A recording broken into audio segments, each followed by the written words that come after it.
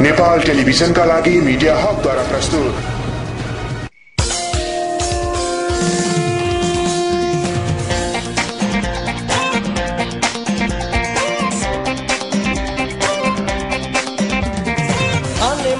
बोल्ने डर्छ आगो हो यो बोल्छ सत्य यो बोल बोल्छ तितो सत्य बोल्छ सत्य तितो सत्य घरमा जाउँ श्रीमतीको टेन्सन अफिसमा हाकिमको अब्जेक्सन बाटोमा ट्राफिकको र्याकिङ साइबर जाउँ कम्प्युटरमा ह्याकिङ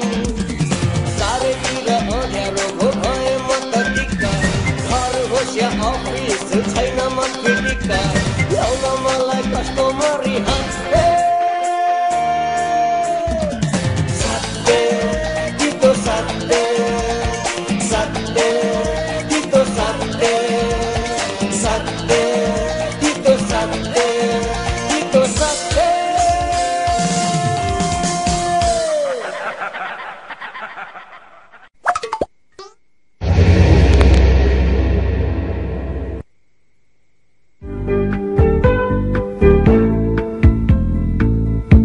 गर्नुहोस् महोदय, तपाईँ यही टोलको हुनुहुन्छ? हो, भन्नुहोस् न के भयो? म एउटा प्रश्न सोध्न सक्छु तपाईँलाई।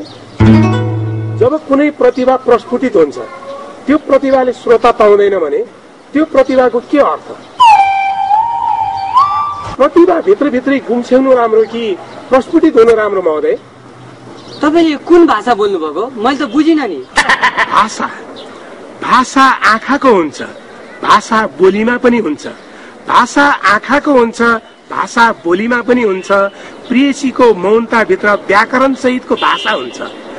ठुसुक्क ठुसुक्क ठुस्किन्छिन् उनी, तैपनि उनीसँगै मायाको आशा हुन्छ। भाषा राष्ट्रियताको पनि हुन्छ, भाषा राष्ट्रियताको पनि हुन्छ। जहाँ राष्ट्रलाई अगाध माया गरिन्छ त्यहाँ अर्कै किसिमको रौनक छाउँछ। हामी त झन् यस्ता राष्ट्रका नागरिक हौं जहाँ राति सुतेपछि मात्र बत्ती आउँछ। हिजो पल्लो घरमा लोडसेडिङकै बेला एउटा बच्चा जन्मिएछ। हिजो पल्लो घरमा लोडसेडिङकै बेला एउटा बच्चा जन्मिएछ।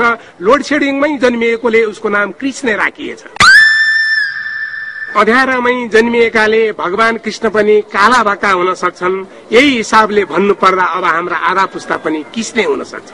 ओहो दाइ, मैले गल्तीले यो टोलको भने, म यो टोलको होइन नि दाइ। ओ भाइ, ए भाइ, गई त हाल्यो।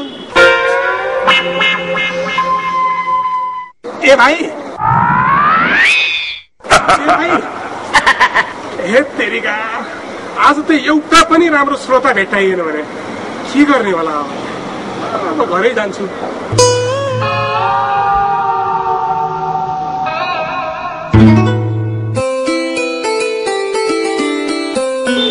महोदय, महोदय, महोदय, टोलका मान्छेहरू त कविता बुझ्दैनन्, भागे। तपाईँ जस्तो मान्छे पनि यसरी भाग्ने हो त महोदय? महोदय, तपाईँको कवितै जटिल हुन्छ, बुझ्नै गाह्रो हुन्छ कविता। अनि यस्तो गाह्रो हुने काम म चाहिँ किन गर्ने भन्नुहोस् त? तपाईँ जस्तो साहित्यमा रुचि भएको महिलाले त्यस्तो भन्न सुहाउँछ? सोच्नुहोस् त, महाकवि लक्ष्मीप्रसाद देवकोटाले पनि तपाईँहरू जस्तो महान श्रोताहरू नपाएको भए महाकवि बन्नुहुन्थ्यो होला र? त्यसैले लक्ष्मीप्रसाद देवकोटा महाकवि हुनुमा तपाईहरू जस्तो महान श्रोताहरूको ठुलो हात छ। एउटा मात्रै सुन्छु है त? भइहाल्छ नि। मेरो कविताको शीर्षक छ कुलेखानी। विश्वमा धेरै खानेहरू छन्, फलाम खाने, सुन खाने, पेट्रोल खाने। विश्वमा धेरै खानेहरू छन्, फलाम खाने, सुन खाने, पेट्रोल खाने। हाम्रो देशमा पनि एउटा ठूलो खानी छ, त्यो कुलेखानी।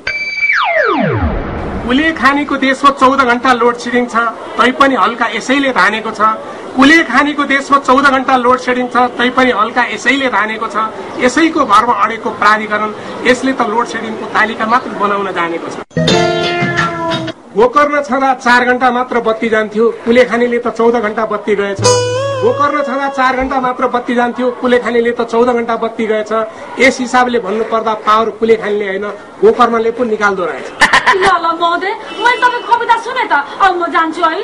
हे तेरिका महोदय, मेरो यो कुलेखानी भन्ने शीर्षकको कवितै सकिया छैन क्या। हे महोदय, वहाँ कुलेखानीको पानी नै सकिन लागिसक्यो, तपाईको कविता सकिया होइन, म जान्छु।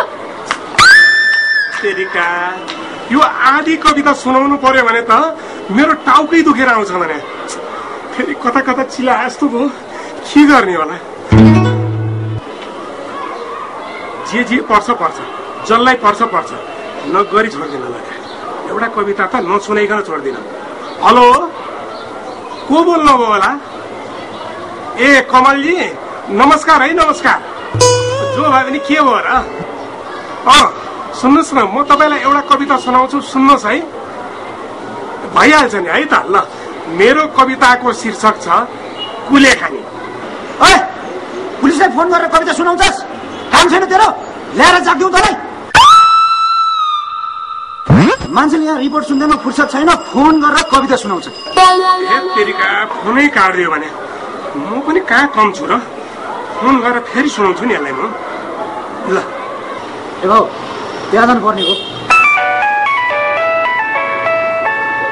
ल फेरि त्यही भागमा र त्यो कवितावालाले फोन गर। तेरिका फेरि काट्दियो। अब के गरौँ? कसलाई सुनाउँ म अब? एक्सक्युज मी, म सुन्छु तपाईँको कविता, सुनाउनुहोस्। ओहो, ढुङ्गा खोज्दा देउता भेटाइयो। महोदय, तपाईँको परिचय? म डेरा खोज्न आएको, वास्तवमा म सभासद हुँ। तपाईँको म कविता पनि सुनिदिन्छु, सुनाउनुहोस्। सुनाउँदिन। म तपाईँलाई कविता सुनाउँदिन। जनताको मर्म नबुझ्नेले तपाईँले कसरी कविताको मर्म बुझ्नुहुन्छ? 2 वर्षको लागि जनताले चुनेर पठाएको तपाईँहरूलाई वर्षौसम्म टिकेर पेन्सनै पकाउन लाग्नु भयो होइन तपाईँहरूले? यसैले तपाईँ मेरो कविताको लागि पनि योग्य हुनुहुन्न महोदय। ठिक छ, म डेरा खोज्न आएको, घरबिटीलाई बोलाइदिनुहोस्। ल त्यसो भए एकछिन बस्नुहोस्। दिपा महोदय, ए दिपा महोदय, हजुर एकछिन तल आउनुहोस् त। म त मरेका पनि तल आउँदिन। हे तेरिका, कविता सुनाउनु होइन क्या, यहाँ डेरा खोज्ने मान्छे आउनु भएको छ। हेर्नुहोस् सभासद महोदय, मेरो कवितामा देश हुन्छ, देश, सिङ्गो देश। अब कविता पनि त देश बुझिनेलाई सुनाउनु पर्यो नि, होइन र महोदय? महोदय, को डेरा खोज्न आउनुभयो? नमस्कार, म सभासद डेरा खोज्न आएको। नमस्कार सभासदज्यू। ओहो, हजुर हाम्रो घरमा डेरा खोज्न आउनुभयो? यो त हाम्रो लागि शानकै कुरा हो नि। अनि हजुर सत्ता पक्षको कि विपक्षको? सत्ता पक्ष। ल वेलकम छ, वेलकम छ। हाम्रो घरमा कोठा खाली छ।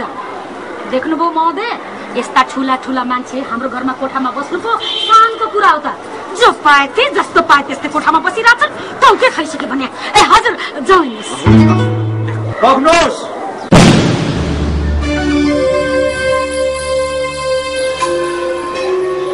नमस्कार सभासदज्यू। नमस्कार। तपाईँ एकचोटि हामीसँग जानुपर्नेको सोधबुझको लागि उहाँ हाम्रो साहबले तपाईँलाई बोलाइरहनु भएको छ। किन? डिटेलमा थाहा छैन हजुर। हजुरले कुनै के हो बेच्नु परे? रातो पासपोर्ट। नचाहिने कुरा गर्छौ, मुख सम्हालेर बोल। ल ल, बढी कुरा नगर्नुहोस्, कुरो काट्नुहोस्। साहब, तपाईँको फोन आयो जस्तो छ। त्यही फोन गरेर कविता सुनाउनेको फोन आयो होला। अहिले पनि फोन गरेर कविता सुनायो भने त्यसै मारिदिन्छु म। हेलो हेलो, पुलिसलाई ब्लक कल गर्छन् मोराहरू। कस्तो जमाना आयो? ल हिँड्नुहोस् फुर्क। म माथि कुरा गर्छु। माथि कुरा गर्दै गर्नुहोस्, हामी तलको पर्यौँ। अहिले नै हिँड्नुहोस्, हिँड्नुहोस्। कविज्यू। कवि? ओए, को कवि?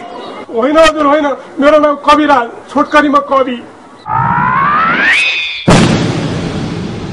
राम राम राम राम। ल हेर, ठुला मान्छे भनेर के दङ्ग पर्नु? ठुला मान्छे ठुलै अपराध। त्यही भएर महोदय, हामी जस्तो आइरे गइरे नै ठिक छ बडु।